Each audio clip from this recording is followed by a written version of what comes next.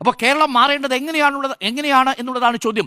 തൊഴിലുറപ്പ് പദ്ധതി നല്ല വൃത്തിയാവണ്ണം നടപ്പിലാക്കിക്കൊണ്ടിരിക്കുമ്പോൾ 100% കേന്ദ്രത്തിന്റെ വിഹിതം 60% വെട്ടിക്കുറച്ച കേന്ദ്രത്തിന്റെ മാതൃകയിലേക്കാണോ കേരളം മാറേണ്ടത് എന്നതാണ് രണ്ടാമത്തെ ചോദ്യം.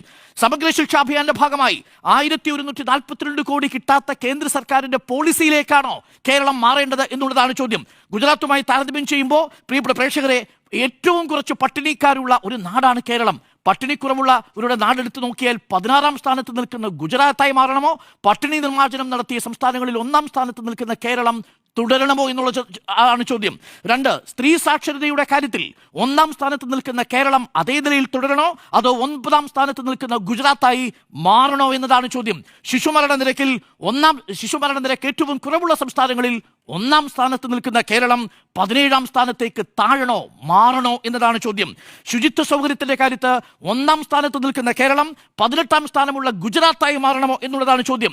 സമ്പൂർണ്ണ വൈദ്യുതീകരണത്തിൽ 1ാം സ്ഥാനത്ത് നിൽക്കുന്ന കേരളം 6ാം സ്ഥാനത്ത് നിൽക്കുന്ന ഗുജറാത്തായി മാറണമോ എന്നുള്ളതാണ് ചോദ്യം. ഈ കേരളത്തിൽ നടത്തിയ PSC നിയമനങ്ങളിൽ മൊത്തം PSC നിയമനങ്ങൾ എടുത്തു നോക്കിയാൽ രാജ്യത്തെ മൊത്തം PSCകളിൽ നടത്തിയ നിയമനത്തിന്റെ 80% കേരളമായി തുടരണമോ, 10% പോലും കേരളത്തിന്റെ അത്ര PSC നിയമനം നടത്താത്ത ഗുജറാത്തായി മാറണമോ എന്നുള്ളതാണ് ചോദ്യം.